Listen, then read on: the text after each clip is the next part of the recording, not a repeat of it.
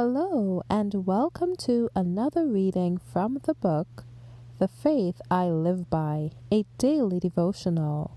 Today's reading is entitled, The Creator Incarnate, February 11th. And without controversy, great is the mystery of godliness. God was manifest in the flesh, justified in the spirit, seen of angels, preached unto the Gentiles, believed on in the world, received up into glory. 1 Timothy 3:16. The incarnation of Christ is the mystery of all mysteries. Christ was one with the Father, yet he was willing to step down from the exaltation of one who was equal with God, that he might accomplish his purpose of love for the fallen race. He became bone of our bone and flesh of our flesh.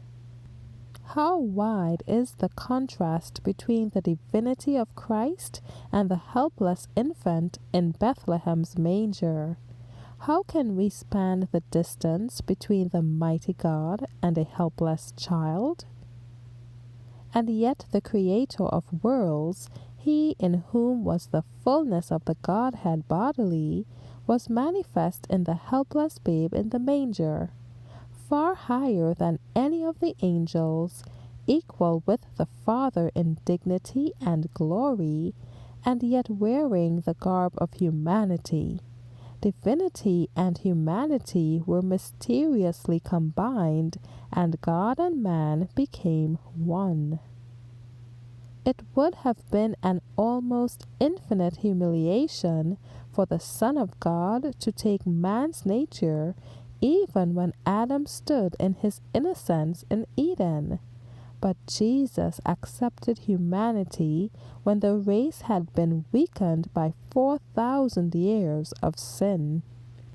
Like every child of Adam, he accepted the results of the working of the great law of heredity. What these results were is shown in the history of his earthly ancestors. He came with such a heredity to share our sorrows and temptations, and to give us the example of a sinless life.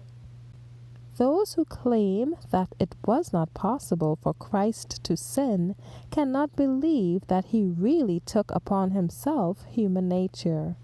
But was not Christ actually tempted, not only by Satan in the wilderness, but all through his life, from childhood to manhood? Our Savior took humanity with all its liabilities. He took the nature of man with the possibility of yielding to temptation.